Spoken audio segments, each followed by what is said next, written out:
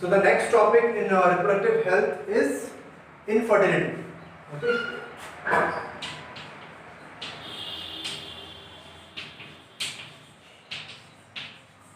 Infertility. Infertility word का मतलब है कि अनेबल टू कंसीव या फिर प्रेगनेंसी का एस्टेब्लिश ना होना, दैट इज इनफर्टिलिटी. ठीक है, कब ना होना ऐसा? इवन वन और मोर ईयर ऑफ अनप्रोटेक्टेड स्पाइटस या सेक्स. अगर एक या एक से ज्यादा साल के अनप्रोटेक्टेड यानी कि हम कोई भी कॉन्ट्रासेप्टिव मेथड यूज नहीं कर रहे हैं, ठीक है, अनप्रोटेक्टेड सेक्स के बाद भी अगर प्रेगनेंसी कंसीव नहीं होती है या फिर प्रेगनेंसी एस्टैब्लिश नहीं होती है, तो इस कंडीशन को हम क्या कहते हैं? इनफर्टिलिटी. ठीक है, तो inability of conceiving, it is what? Inability of conception of pregnancy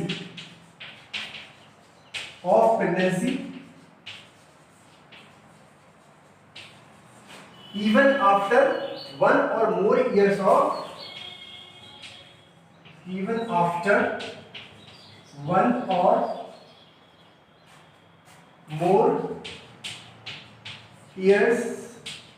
of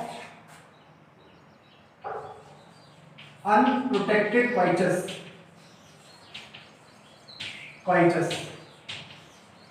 ठीक है, this is infertility.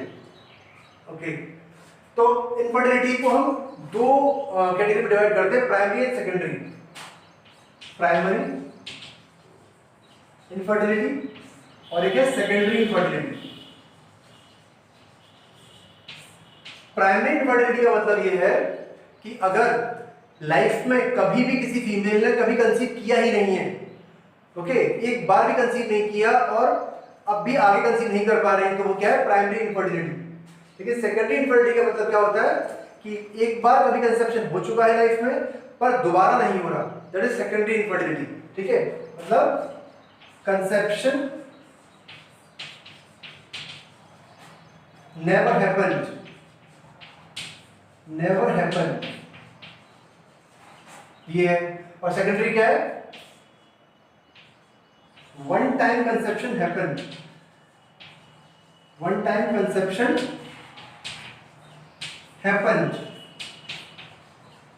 but not happening second time. Not happening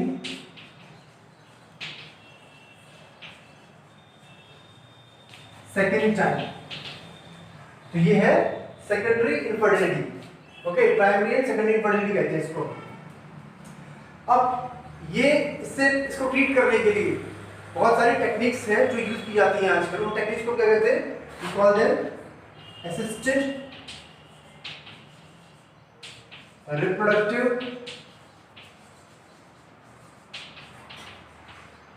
techniques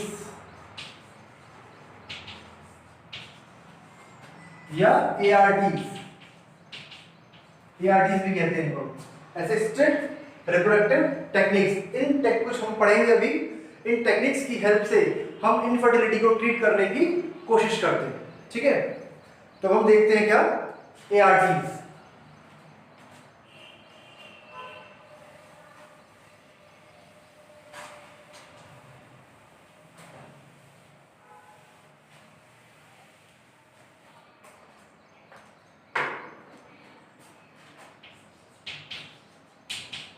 ARTs में सबसे पहले हम देखते हैं क्या? Test tube baby. ठीक है, नेक्स्ट जो हमारा रहेगा वो रहेगा क्या?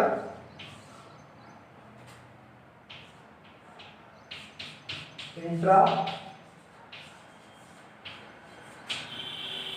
Cytoplasmic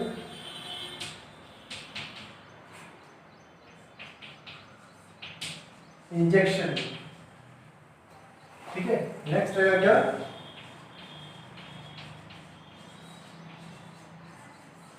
surrogacy.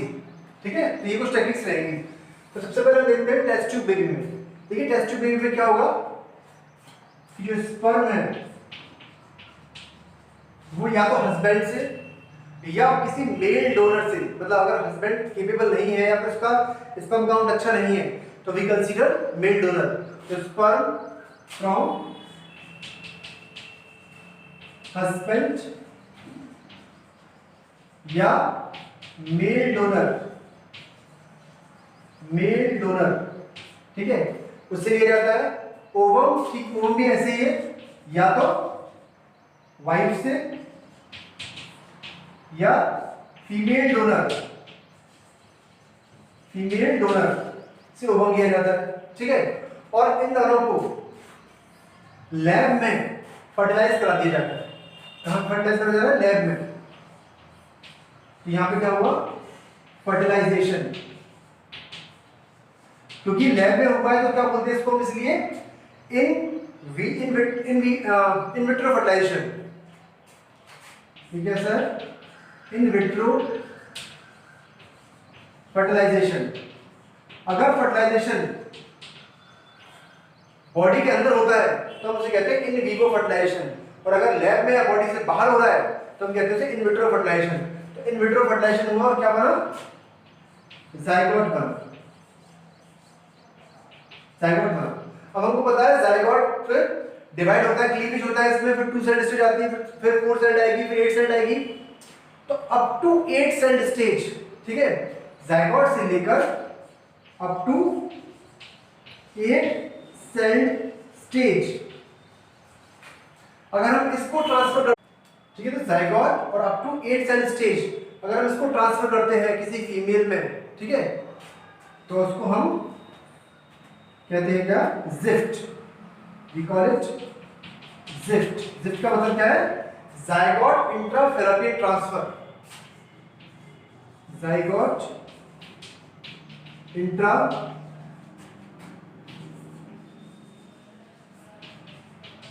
Fallopian transfer, ZIFT कहते हैं इसको, ओके। लेकिन अगर हम 8 सेल के बाद की स्टेज को किसी को अगर हम ट्रांसफर करते हैं, जैसे कि मान लीजिए ब्लास्टोसिस्ट है, तो वो 8 सेल के बाद की स्टेज है, अगर हम उसको ट्रांसफर करते हैं तो उसको फेलोपियन ट्यूब में ट्रांसफर नहीं करेंगे, उसको कहां ट्रांसफर करेंगे? यूट्रस में सीधे ट्रांसफर करेंगे हम। तो उसको क्या कहते हैं? वी कॉल दैट IUT या इंट्रा यूटेराइन ट्रांसफर, ठीक है। समझिए बात को क्या कह रहा हूं कि अगर जाइगोट या अप टू 8 सेल स्टेज को फर्टिलाइज को ट्रांसफर किया जाता है तो किया जाएगा फेलोपियन ट्यूब में, और उसको कहते हैं जिफ्ट, जाइगोट इंट्राफेलोपियन ट्रांसफर। अगर 8 सेल स्टेज के बाद का अगर फर्टिलाइजर ट्रांसफर किया जाता है, जैसे कि मान लो ब्लास्टोसिस्ट है, तो वो कहां ट्रांसफर किया जाएगा? वो यूट्रस में ट्रांसफर किया जाएगा, और उस ट्रांसफर को क्या कहते हैं? इंट्रा यूट्राइन ट्रांसफर, या इसका एक नाम है क्या? ET, embryo transfer. We call it embryo transfer, we also call it embryo transfer, ठीक है। तो हमने क्या ले लिया यहां पर? ZIFT and IUT, okay, ZIFT and IUT। अब थर्ड है इसमें क्या?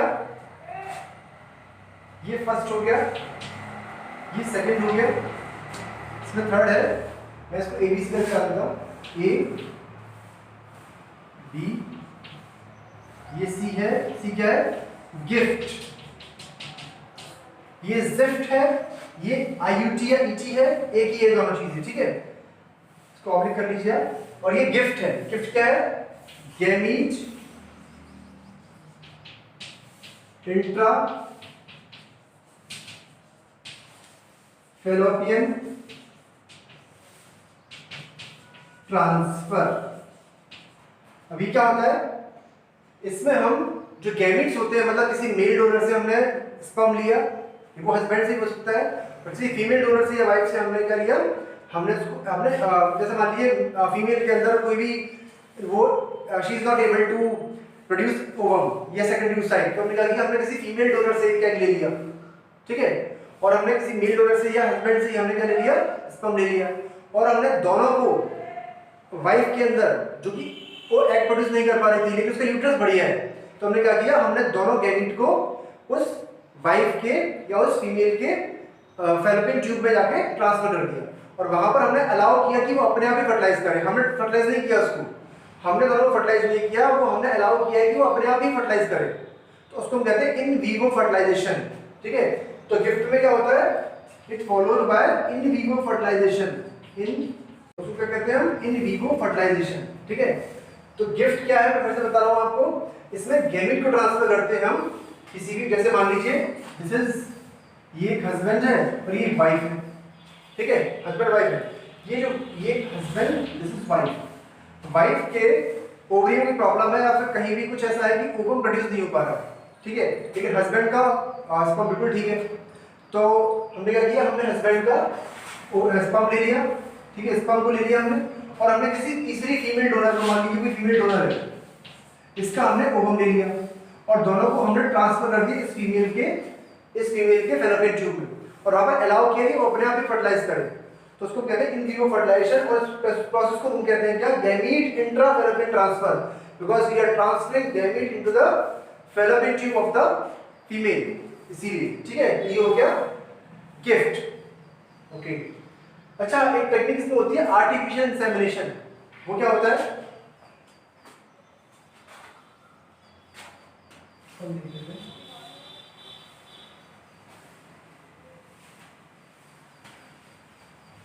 Artificial insemination.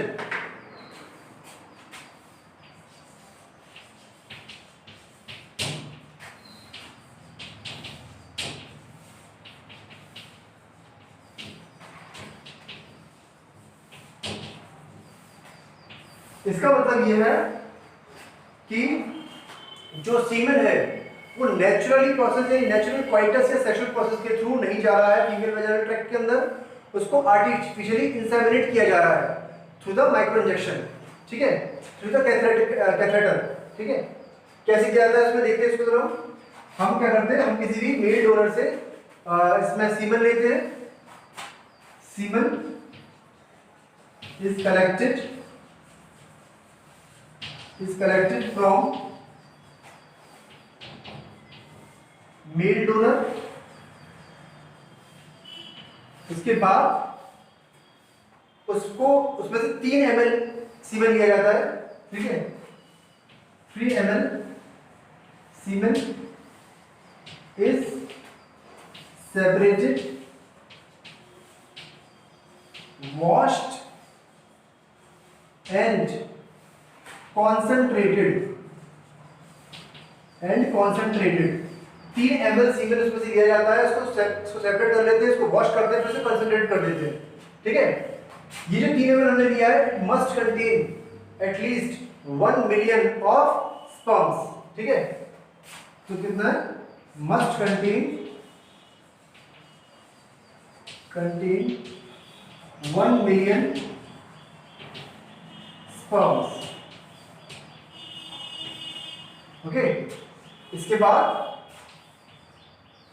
this 3 ml washed semen is transferred या inseminated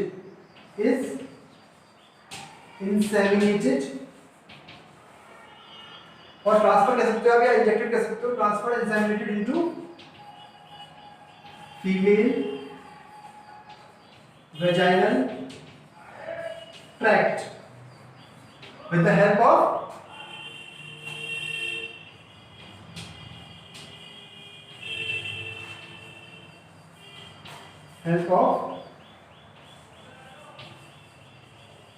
कैथेटर। ठीक है, तो ये आर्टिफिशियल इंसेमिनेशन का प्रोसीजर है कि किस तरीके से इसमें आर्टिफिशियली सीमेन को इंसेमिनेट किया जाता है फीमेल वेजाइनल ट्रैक्ट के अंदर, जो कि नेचुरल प्रोसेस नहीं है। ओके ओके, नेक्स्ट हम देखते हैं क्या, इंट्रासाइटोप्लाज्मिक इंजेक्शन।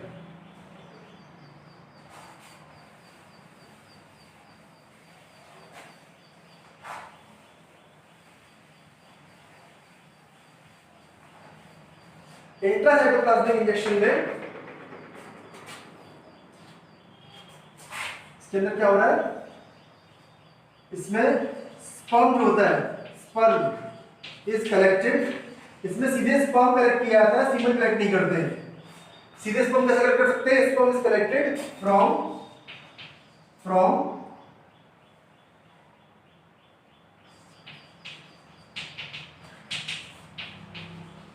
सेमिनिफेरस ट्यूब्यूल या एपिडिडाइमिस। इन दोनों जगह से हम थ्रू माइक्रो इंजेक्शन, थ्रू ये with the help of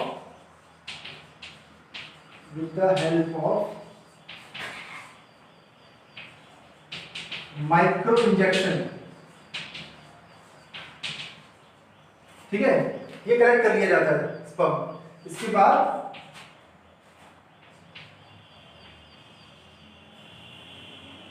injected, micro injection की हेल्प से injected into ooplasm of secondary oocyte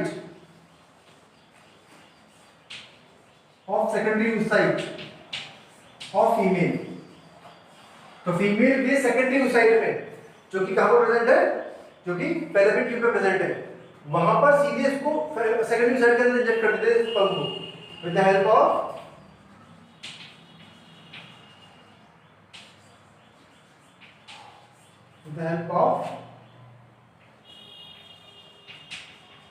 micro injection,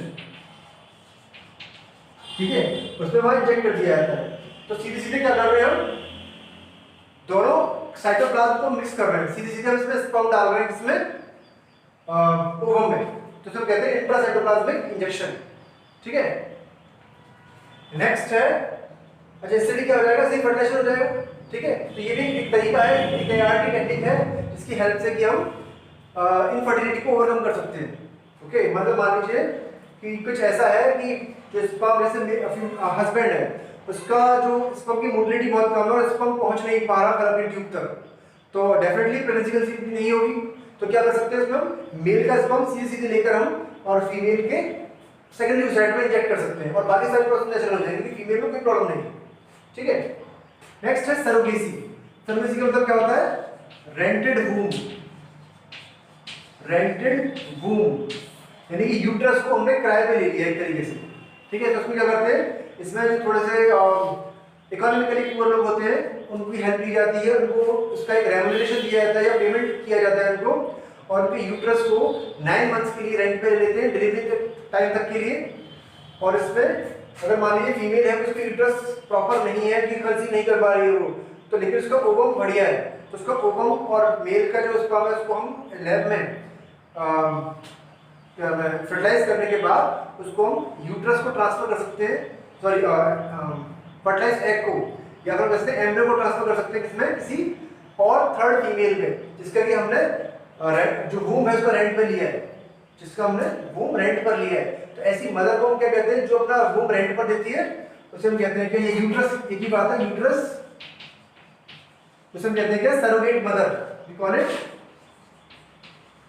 surrogate mother, ठीक है। और ये प्रोसेस कहलाती है सरोगेसी। तो इसमें क्या है, इसमें कोई भी फीमेल अपना uterus, it can rent her uterus for 9 months so that any transferred embryo वहां पर ग्रो कर सके प्रॉपरली, ठीक है। तो ये है सरोगेसी। तो दिस इज ARTs।